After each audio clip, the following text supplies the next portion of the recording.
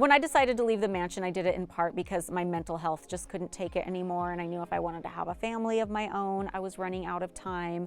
So I think it's very important to listen to your instincts, and it's the only way you can see ahead sometimes. The very first time I posed for Playboy, we did our pictorial in 2005. I was 26 years old and it was super exciting. I'd shot some pictures for them before, kind of like as a test run, but I hated the pictures and I didn't want them used a few years earlier. You know, I'd always like admired the photos in Playboy so much, and I knew they made the women look so beautiful. But then I remember seeing the pictures of myself in that first set and not liking them. Like, I felt like more was showing than I thought. It was funny, when you look at the pictures, you just see more. Like, I was assured that I was at a certain angle and you weren't seeing certain things, but then I saw the pictures and I said I didn't want them used. But I liked the things I did later. When we were filming Girls Next Door, the three of us did 4 covers and like 3 pictorials, and those were really fun. And we got to have a lot of say on our themes, and you know, I really pushed for that a lot, to the point where at the very end, we did 3 separate pictorials on our own, and we got to pick the themes and everything, so that was fun. I can't believe we got the cover. This is like a milestone. I know.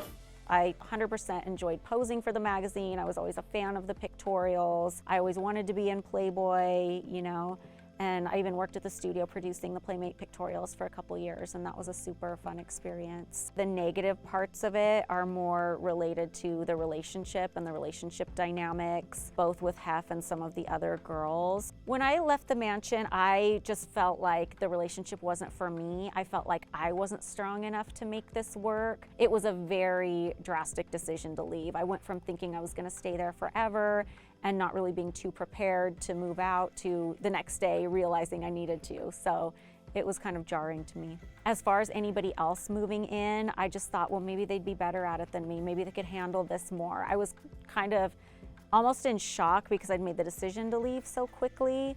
So I just wanted to get out of there as fast as I could.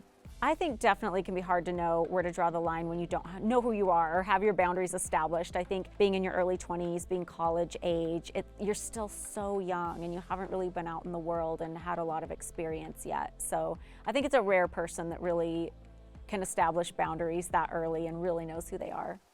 Female sexual liberation is so tricky. I'm laughing as I say it just because everybody sees it through a different perspective. Like, obviously an adult woman should be able to own her own sexuality and express it however she wants. But there's always, you know, somebody else weighing in, or, you know, like in the Playboy world, like, I loved posing for the magazine, but living at the house, you know, there were some downsides to it as well. Even when I was a teenager, I thought, oh, we're living in like a post-feminist world. Women can do whatever they want. But there's still so much backward discourse, in my opinion, that I hear just in clips I see on TikTok of like certain podcasts and the way they talk about women. It just seems like this never-ending battle, kind of. The weirdest thing I saw inside the mansion was they would have these trays everywhere, in like every bathroom, out on the tennis courts, by the pool, and it would be a tray with Kleenex, Pepto-Bismol, Vaseline, baby oil, sunscreen, like any kind of like makeshift lube. It was weird. And then I was talking about it on the podcast, I'm like, what is the Pepto-Bismol for? Is that like hangovers?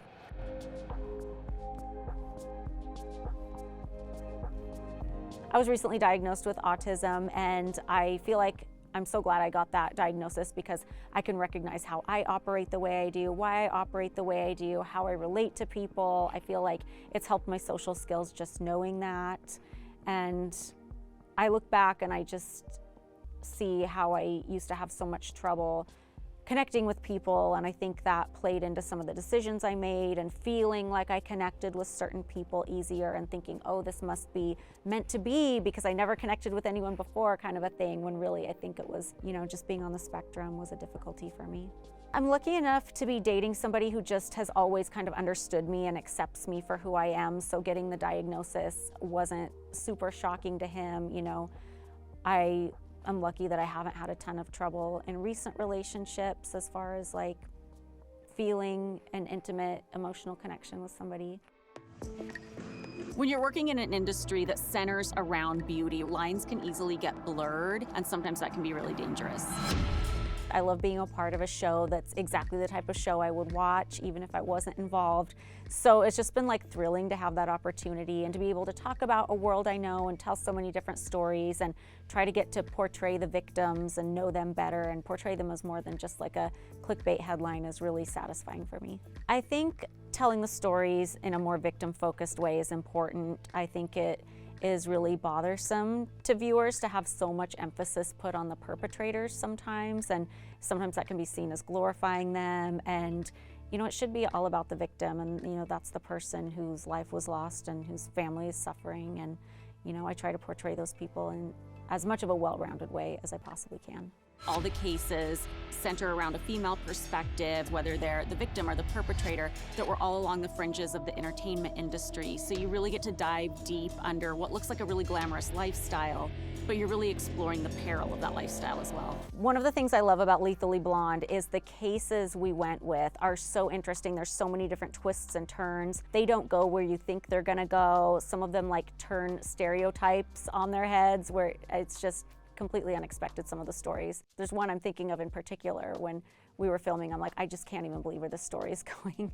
One of my favorite cases this season is the season finale. It's about a woman named Annika De Lorenzo. She was a Penthouse Pet of the Year. She had a traumatic experience working there. She won a lawsuit against Bob Guccione, which was eventually reversed on her, and she ended up mysteriously killed, and that case is still unsolved. So that was one that was emotional to cover, and I hope new answers can come forward. I actually kind of prefer sharing those stories just because I think they're so important to tell. I just hope that new information can come forward. I think the team does a really good job just with the storytelling and, just talking about how it ended and where the leads are standing. And it's not difficult to wrap up, I think, because it feels so purpose-driven. But I think it's every true crime producer's dream to have, their work make a difference and have something come out. So hopefully. When Hugh Hefner has a master plan for you, you do what he tells you to do. He saw what all of us saw, this sweet little magical being, and needed someone to protect her. I've always enjoyed the true crime genre ever since I was a little kid. When I was lucky enough to stay up late enough to catch one of those programs, I loved it. And the Playboy murders came to me a few summers ago.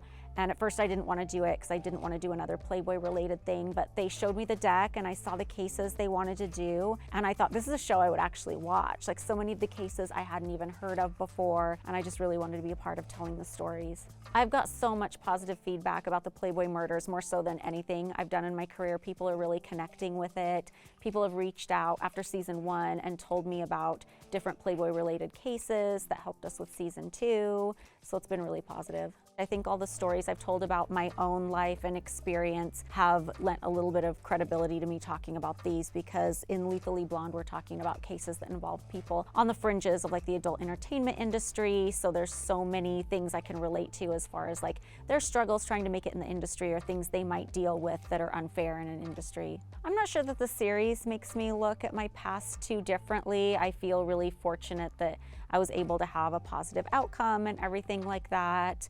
And I think my past was definitely a lesson in establishing boundaries for sure. So that's definitely a theme I can relate to.